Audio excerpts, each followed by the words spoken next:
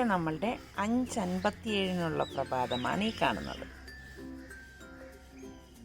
ഞാനിവിടെ കുറച്ചധികം വെള്ളം തിളപ്പിക്കാനായിട്ട് വെച്ചിട്ടുണ്ട്. ഇതുപോലെ തിള വരുമ്പോഴേക്കും നമുക്ക് പാകത്തിനുള്ള ഉപ്പും 1 ടീസ്പൂൺ ഓയിലും കൂടി ഒഴിച്ചു കൊടുക്കാം. നമുക്കിതൊന്ന് ഇളക്കി കൊടുക്കാം. ഈ തിളയ്ക്കുന്ന വെള്ളത്തിലേക്ക് ഞാനിവിടെ എൽബോ പാസ്തയാണ് എടുത്തിരിക്കുന്നത്. 250 ml കപ്പിൽ ഞാൻ 3 കപ്പ് പാസ്തയിലേക്ക് ഇട്ട് കൊടുക്കാം. അപ്പോൾ ഇത് തമ്മിൽ ഒട്ടാതിരിക്കാനാണ് നമ്മൾ ഓയിൽ ഒഴിച്ചത്. പാസ്ത ഇട്ട ശേഷം ജസ്റ്റ് ഒന്ന് ഇളക്കി കൊടുക്കാം. ഓവറായിട്ട് വേകാൻ പാടില്ല കേട്ടോ. ഒരു 10 മിനിറ്റ് കൊണ്ട് തന്നെ നമുക്കിത് റെഡിയായി കിട്ടും. അപ്പോൾ ഈ പാസ്തയുടെ പാക്കറ്റിൽ അതിൻ്റെ ഇൻസ്ട്രക്ഷനിൽ ഉണ്ടാവും എത്ര മിനിറ്റാണ് ഈ പാസ്ത വേകാനുള്ളതെന്ന്. ഓരോ പാസ്തയുടെയും സൈസ് അനുസരിച്ച് അതിൻ്റെ വേഗിൽ വ്യത്യാസം വരും. ഇതിപ്പോൾ ഈ എൽബോ പാസ്ത ആയതുകൊണ്ട് തന്നെ പെട്ടെന്ന് വെന്ത് കിട്ടും. നമ്മൾ ബോയിലായ വെള്ളത്തിലേക്കല്ലേ ഇതിട്ട് കൊടുത്തിരിക്കുന്നത്. അപ്പോൾ ഒരു 10 മിനിറ്റ് മാക്സിമം മതിയാവും ഇത് വേകാനായിട്ട്. ഇടയ്ക്കിടയ്ക്ക് ഇതുപോലെ ഒന്ന് ഇളക്കി കൊടുക്കണേ. ഇനി നമുക്കിതിലേക്ക് വേണ്ടത് 2 സവാളയും പിന്നെ ക്യാപ്സിക്കം ഞാനിവിടെ 3 കളർ എടുത്തിട്ടുണ്ട്. പച്ചയും ചുവപ്പും മഞ്ഞയും. ഇതിപ്പം ചുവപ്പും മഞ്ഞയൊന്നും നിർബന്ധമില്ല കേട്ടോ. ഗ്രീൻ ഉണ്ടെങ്കിൽ അത് മാത്രം എടുത്താലും മതിയാവും. അപ്പം നമുക്കിതൊന്ന് ചോപ്പ് ചെയ്തെടുത്തിട്ട് വരാം.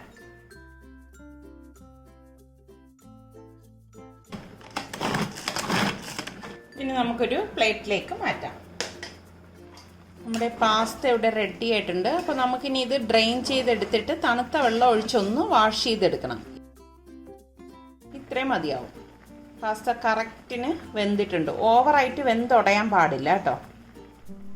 ക്യാപ്സിക്കം ഞാൻ 3 കളറും ഒരുമിച്ചിട്ട് തന്നെയാണ് ചോപ്പ് ചെയ്തെടുക്കുന്നത്.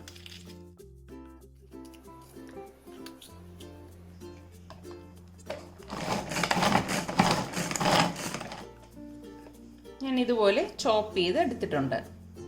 അപ്പം ഞാൻ പാസ്ത വേവിച്ച അതേ പാൻ തന്നെയാണ് എടുത്തിരിക്കുന്നത്.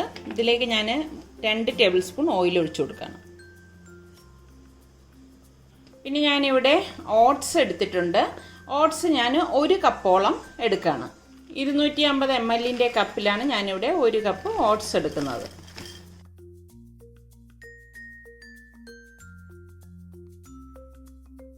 ഇത്രയും മതിയാകും. അപ്പോൾ ആദ്യം തന്നെ നമുക്ക് ഈ എണ്ണയിലേക്ക് ഈ ഓട്സ് ഇട്ടിട്ട് ഒന്ന് റോസ്റ്റ് ചെയ്തെടുക്കാം. ശരിക്കും ഇത് കാസ്റ്റേൻ്റെ പാൻ ആയതുകൊണ്ട് തന്നെ നല്ല ചൂട് നിൽക്കും കേട്ടോ. ഓട്സ് ഇവിടെ നന്നായിട്ട് റോസ്റ്റ് ആയി വന്നിട്ടുണ്ട്. നമുക്കിതൊരു പ്ലേറ്റിലേക്ക് മാറ്റാം. ഇതേ പാനിലേക്ക് തന്നെ വീണ്ടും ഞാൻ 2 ടേബിൾ സ്പൂൺ ഓയിൽ ഒഴിച്ചു കൊടുക്കുകയാണ്. കുറച്ച് ഓട്സ് അതിലിരിപ്പുണ്ട്, അത് പ്രശ്നമൊന്നുമില്ല. ഇതിലേക്ക് ഞാൻ 1 അല്ലി വെളുത്തുള്ളി എടുത്തിട്ടുണ്ട്. അതായത് 1 ഉണ്ട വെളുത്തുള്ളി ഇട്ട് കൊടുക്കാം. നമുക്ക് ഈ സവാള ചോപ്പ് ചെയ്തത് ഇതിലേക്ക് ഇട്ട് കൊടുക്കാം. ചെറിയ വെളുത്തുള്ളി അല്ലി ആയതുകൊണ്ടാണ് ഞാൻ കട്ട് ചെയ്യാത്തത് കേട്ടോ. വലിയ വെളുത്തുള്ളി ആണെങ്കിൽ നിങ്ങളൊന്ന് 2ആയിട്ടോ 3ആയിട്ടോ കട്ട് ചെയ്തിട്ടാൽ മതി. ശരിക്കും നല്ല ഒരു മണം വരുവാണ്.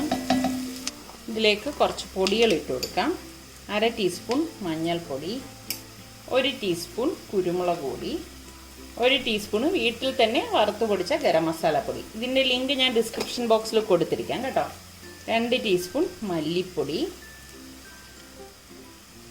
1/2 table spoon Kashmiri chilli powder. ഇനി നമുക്ക് പാകത്തിനുള്ള ഉപ്പിട്ട് കൊടുക്കാം. നന്നായിട്ടൊന്ന് ഇളക്കി കൊടുക്കാം. ഇളക്കി കൊടുത്ത ശേഷം ഞാനിവിടെ 2 മുട്ട എടുത്തിട്ടുണ്ട്. ഈ മുട്ട ഇതിലേക്ക് പൊട്ടിച്ച് ഒഴിച്ചു കൊടുക്കാം. 1 മിനിറ്റ് നമുക്കിതൊന്ന് മൂടി വെച്ച് വേവിച്ചെടുക്കാം. അപ്പോൾ ഇത് 1 മിനിറ്റ് കഴിഞ്ഞിട്ടുണ്ട്. നമുക്ക് അടപ്പൊന്ന് മാറ്റി നോക്കാം. ഇവിടെ ഞാൻ മാഗിയുടെ വെജിറ്റബിൾ ക്യൂബ് എടുത്തിട്ടുണ്ട്. അതൊന്ന് പൊടിച്ചിട്ട് കൊടുക്കാം. നിങ്ങളുടെ കയ്യിൽ ചിക്കൻ ക്യൂബ് ഉണ്ടെങ്കിൽ അതിട്ട് കൊടുത്താലും മതിയേ. ഇനി ഒന്ന് ഇളക്കി കൊടുക്കാം. ഇതുപോലെ ഇളക്കി കൊടുത്ത ശേഷം ഞാൻ ചോപ്പ് ചെയ്ത് വെച്ചിരിക്കുന്ന ഈ ക്യാപ്സിക്കം എല്ലാം ഇതിലേക്ക് ഇട്ട് കൊടുക്കാം. ക്യാപ്സിക്കം ഇട്ട് ഒരുപാട് അങ്ങ് വഴറ്റി വേവിക്കണം എന്നൊന്നുമില്ല കേട്ടോ. നമുക്ക് ടൊമാറ്റോ കെച്ചപ്പ് വേണം. ഏകദേശം ഒരു 1/4 കപ്പോളം ടൊമാറ്റോ കെച്ചപ്പ് ഇട്ട് കൊടുക്കണം. നമുക്ക് എത്രയാണോ വേണ്ടത് അതിനനുസരിച്ച് എടുത്താൽ മതി. ഇതിപ്പോൾ ഒരു 1/4 കപ്പോളം വരും. അത് ഞാൻ ഇതിലേക്ക് ഇട്ട് കൊടുക്കാം. നമ്മൾ ഈ ഫ്രൈ ചെയ്ത് വെച്ചിരിക്കുന്ന ഓട്സ് ഇതിലേക്ക് ഇട്ട് കൊടുക്കാം.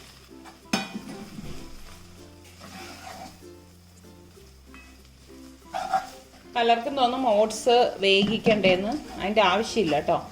നമ്മൾ ഫ്രൈ ചെയ്തല്ലേ എടുത്തിരിക്കുന്നത്. ഈ ഒരു റെസിപ്പിക്ക് നമ്മൾ ഇതുപോലെ ചെയ്തെടുത്താൽ മതി.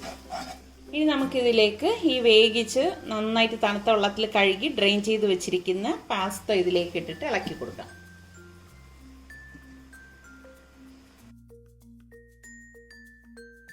നന്നായിട്ട് മിക്സ് ചെയ്ത് യോജിപ്പിക്കണം. അതായത് ഈ മസാലയൊക്കെ ഇതിലേക്ക് മിക്സ് ആകത്തക്ക രീതിയിൽ നമ്മൾ ഇളക്കിയെടുക്കണം. അപ്പം ഞാനിവിടെ ഗ്യാസ് ഓഫ് ചെയ്ത് കൊടുത്തിട്ടുണ്ട്. അപ്പം ഇതിന് മീതെ കുറച്ച് മല്ലിയിലൂടെ കട്ട് ചെയ്തിട്ട് നമുക്ക് ഗാർണിഷ് ചെയ്യാം. ഇതുപോലെ മല്ലിയില കട്ട് ചെയ്തിട്ട് ചൂടോടുകൂടി തന്നെ നമുക്ക് വിളമ്പാവുന്നതാണ്. അപ്പോൾ ദേ നമുക്ക് വളരെ പെട്ടെന്ന് തന്നെ തയ്യാറാക്കിയെടുക്കാൻ പറ്റുന്ന ഓട്സ് പാസ്ത ഇവിടെ റെഡി ആയിട്ടുണ്ട്. കണ്ടോ, ഇത് അടിപൊളി ടേസ്റ്റാണ്. കുട്ടികൾക്കൊക്കെ എന്തായാലും ഇഷ്ടപ്പെടും.